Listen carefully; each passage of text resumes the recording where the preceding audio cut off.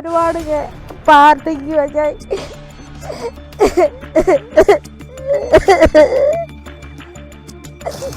ദൈവത്തിന് ഇതുകൊണ്ടാണ് ഞാൻ ഇന്നലെ രക്ഷപ്പെട്ടു പോയത്. അല്ലെങ്കിൽ രാവിലെ ഞാൻ ചെല്ലാതെ ഇവിടെ എനിക്ക് വേണ്ടി.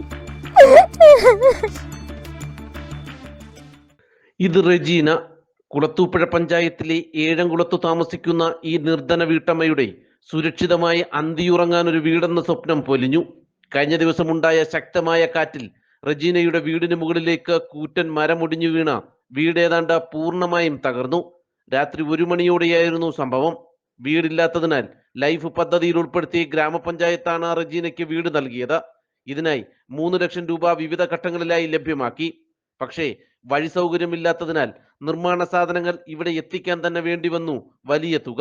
ഒടുവിൽ വീട് മേൽക്കൂരയുടെ കോൺക്രീറ്റ് വരെ എത്തിയപ്പോഴേക്കും 3 ലക്ഷവും കടം വാങ്ങിയ തുകയും തീർന്നു. നിർദ്ദേശിച്ച ഘട്ടം പൂർത്തിയാക്കാത്തതിനാൽ അടുത്ത ഘട്ടം തുക വാങ്ങാനും കഴിയില്ല. ഇതോടെ വീട് നിർമ്മാണം മുടങ്ങി.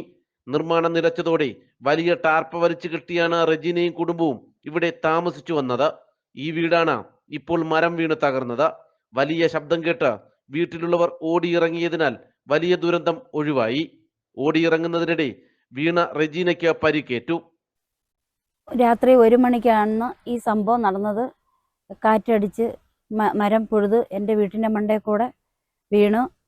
ഒരു നൂൽ ഇതിലാണ് മരം ചെന്ന് ഞാൻ ഇറങ്ങി ലൈറ്റ് അടിച്ച് ഇറങ്ങി ഓടി, മറിഞ്ഞടിച്ച് വീഴുകയും ഒക്കെ ചെയ്ത് ഞാൻ വിളിച്ചു കൂവിയപ്പോഴാണ് എല്ലാവരും അറിഞ്ഞത്, വീട്ടുകാരറിഞ്ഞത്.